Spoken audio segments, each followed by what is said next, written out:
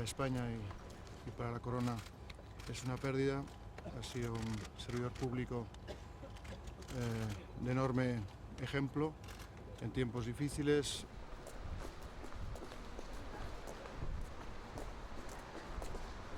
Gregorio fue un gran defensor de los derechos y de las libertades de los españoles durante la dictadura.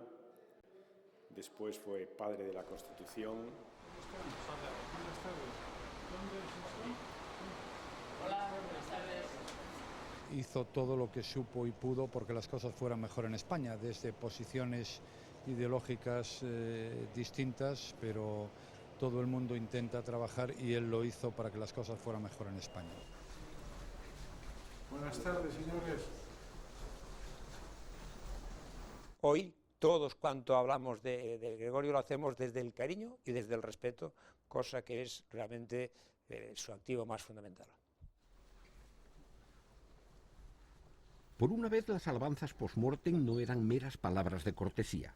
La figura de Gregorio Peces Barba ha sido sinceramente elogiada desde todas las posiciones políticas, porque supo mantener siempre los ideales comunes de libertad y democracia por encima de los criterios e intereses partidarios, y trabajó en la construcción de un marco democrático donde cupiésemos todos. Muy bien, ¿y usted, señor? ¿Nos falta gente todavía? No, solo porque los demás han expulsado por razones diversas. Somos los más asequibles. ¿Cómo se compagina una cosa con la otra? Como jurista y político, Peces Barba es un personaje público, conocido y apreciado por la ciudadanía, pero de cuya vida privada nunca supimos mucho. Sin embargo, nuestros archivos conservan algunas entrevistas con datos sobre su infancia y juventud que ayudan a entender cómo se forjó su carácter firme y generoso. Yo tuve una infancia de niño feliz porque quizás, probablemente en mi familia todo el mundo quería un poco ampararme, puesto que era el hijo de una persona que estaba en la cárcel y condenado a muerte. Lo que pasa es que en mi casa, tanto mi padre como mi madre y como mi familia jamás produjeron ninguna situación de rencor o de odio, y por consiguiente no he tenido nunca rencor y odio, sino simplemente constatación de que era una mala situación en la que vivíamos. ¿Me podría decir cuál es el mejor recuerdo que guarda de su infancia? Cuando veía a mi padre, que por aquella situación que vivimos después de la guerra civil, estaba en la cárcel y salió en el año 1944 y estuve con él por primera vez en una fecha muy próxima a Reyes, cuando todos los niños pues teníamos los regalos, y para mí quizá el mejor regalo pues fue que devolvieran a mi padre la libertad. Yo tenía una imagen de católico y yo creo que en este momento más bien sería cristiano. Y erasmista, pues cristiano disidente, minoritario, pero siempre vinculado a las grandes tradiciones culturales del pensamiento cristiano. Yo creo que del mejor pensamiento cristiano, que es el más crítico y el más abierto, el más democrático. El sentido de la justicia, que impregnó su formación desde muy joven, le impulsó a luchar por las libertades, oponiéndose a la dictadura franquista. Yo creo que es un recuerdo, digamos, complejo, grato por una parte, porque lo que ha supuesto de lucha por la democracia, y al mismo tiempo doloroso por otra, por lo que sufría la gente entonces.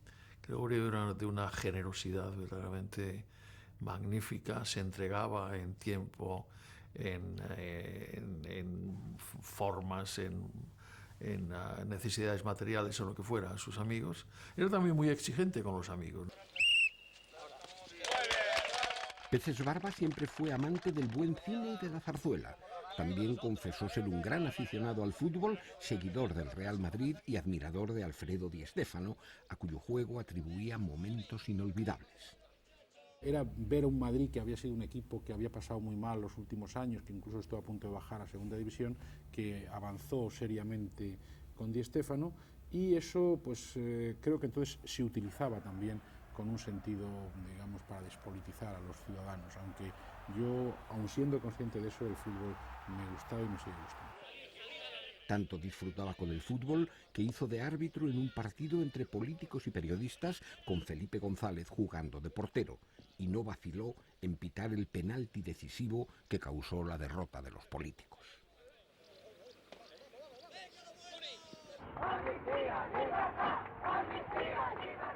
Gregorio Peces Barba comenzó y finalizaría sus actividades políticas en la universidad. Durante su etapa estudiantil participó en el inicio de las luchas democráticas en el campus madrileño. Primero se vinculó a la democracia cristiana, después derivaría hacia una izquierda católica para finalmente militar en el Partido Socialista. Aquel joven perseguido por la dictadura se convirtió en profesor de Derecho. Ejerció de abogado de detenidos políticos ante el Tribunal de Orden Público e incluso defendió a un etarra en el histórico proceso de Burgos. Yo donde me sentía absolutamente a gusto era en los procesos en los que se juzgaba a personas que habían sido procesadas por defender cosas que en otros países eran derechos reconocidos. Asociación ilícita, reunión ilegal, manifestación ilegal, propaganda ilegal, etcétera, etcétera. Y había que hacer otras cosas. Yo intervine, por ejemplo, en el proceso de Burgos y allí defendí a una persona con la condición de que no hubiera cometido ningún delito de sangre. En el famoso proceso de Burgos él había estado actuando como abogado y era un buen abogado, ¿no? Y él siempre me decía que, claro, él no estaba en absoluto de acuerdo con los métodos, pero que él como abogado, como hombre de leyes, siempre había creído y mantenido que el derecho a la defensa era inviolable, ¿no? Y por eso lo hacía, ¿no? Más allá de las aulas y de los tribunales, Peces Barba inició su contribución teórica al largo debate democrático español desde las páginas de la revista Cuadernos para el Diálogo.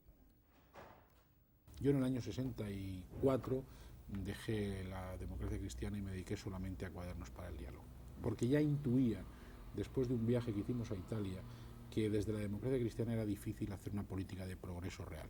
Cuadernos fue la primera voz posibilista, democrática, de oposición al franquismo, ¿no? Y yo creo que en general lo hicimos tan bien que era muy difícil cerrarnos, ¿no? Alguna vez nos cerraron, ¿no? Pero porque estaba claro que es lo que queríamos, que era la llegada de la democracia, ¿no?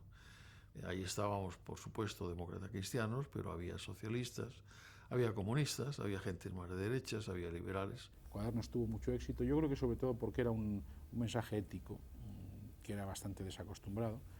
Tuvo muchos incidentes con la censura y Cuadernos fue arrancando casi milímetros de libertad que fueron superiores según pasaba el tiempo.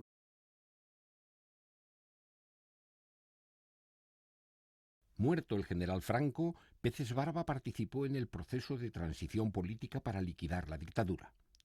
Fue diputado en el Parlamento que surgió de las primeras elecciones libres y representó al Partido Socialista en la ponencia que redactó las reglas supremas de la democracia, convertido así en uno de los padres de la Constitución. Teníamos muy claro que de allí solo podíamos salir habiendo hecho una Constitución de consenso. Lo que importaba era que simbólicamente representase una apuesta a favor de la convivencia, de la democracia, de la libertad, del pluralismo. La Constitución salió adelante en un marco de tensión constante, cuando España vivía bajo el permanente azote del terrorismo. Fueron años muy difíciles, que se superaron con éxito gracias a un esfuerzo político común. Aquello era terrible. Yo me acuerdo el día que votamos en el Pleno el texto del Congreso, que estaban a las 11 de la mañana, estaban todavía en las aceras de Madrid el gobernador militar y 2 o 3 oficiales que habían sido asesinados ese día. Claro, eso era durísimo, eso era durísimo, era terrible. Porque yo lo que sí estoy convencido, otro de los valores de esta Constitución es que estas gentes sabían que una Constitución estable en España era su final. Es un hemiciclo que data como el Palacio de más de un siglo, de 1850 en adelante. Se notan, porque no las hemos querido retocar, los impactos de bala durante el asalto al Congreso el 23 de febrero del año pasado. Tras el primer triunfo socialista en las urnas, Peces Barba presidió el Congreso de los Diputados durante una legislatura. Después renunció a presentarse a las elecciones para renovar su escaño. Él fue, efectivamente, en líneas generales, un hombre tolerante, abierto, próximo, conocedor de los problemas de unos y otros y siempre dispuesto a ayudar, ¿no? Y básicamente liberal, ¿no? Básicamente liberal. Por eso no le dejaron seguir, porque el tándem González Guerra no se andaba con bromitas.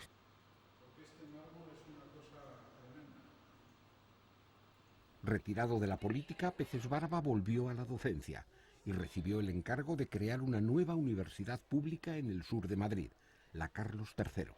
Sería la última obra de su vida. Se le da la gran oportunidad para un hombre que tenía la vocación docente que él tenía de crear una universidad, de dirigir una universidad. Y la verdad es que esa fase también hay que recordarla porque lo hizo magníficamente. En definitiva, con un trabajo que pretendemos que sirva para honrar a la enseñanza pública. Nos sentimos, señor presidente, herederos de la institución libre de enseñanza y al mismo tiempo deseosos de aplicar las más modernas técnicas de organización al servicio de esta universidad. Ya al final de su vida pública, su coherencia ética hizo que aceptara el puesto de alto comisionado para el apoyo a las víctimas del terrorismo, pero tropezó con la incomprensión de algunas asociaciones de víctimas y con su dimisión desapareció el cargo. Hay un legado que es el de una vocación al servicio de su idea de España, servida con mucha honestidad y coherencia. Podemos coincidir o no coincidir en esa idea, pero él la supo defender con honestidad y con coherencia. ¿Qué tal? ¿Cómo estamos? La verdad es que fueron buenos tiempos y no pasamos mal nosotros. Una figura histórica como la de Gregorio Peces Barba no merece que las últimas imágenes que nos queden en la memoria sean las de un funeral. Por eso hemos preferido recordarlo haciendo un brindis político en el que todos podemos alzar nuestras copas. Yo brindo por todos los ciudadanos españoles y por los valores de la libertad y de la igualdad, que son los valores supremos que nuestra Constitución establece y que nos van a permitir, que nos han permitido y que nos van a permitir una vida en paz y en libertad en el futuro. Muy bien, pues que sea por muchos años. Por el próximo aniversario. Bueno, yo quiero brindar por el próximo centenario, espero que esta vez hayamos acertado. Por el próximo centenario, claro está. Una Constitución que dure 100 años realmente.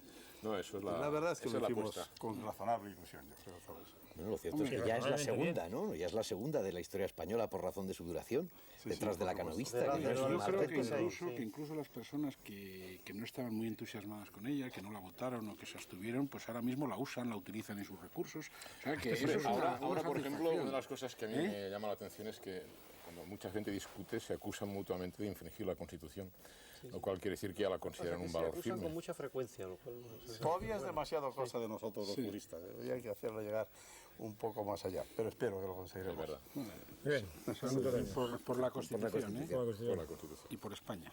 Por el pueblo español, el gran pueblo español.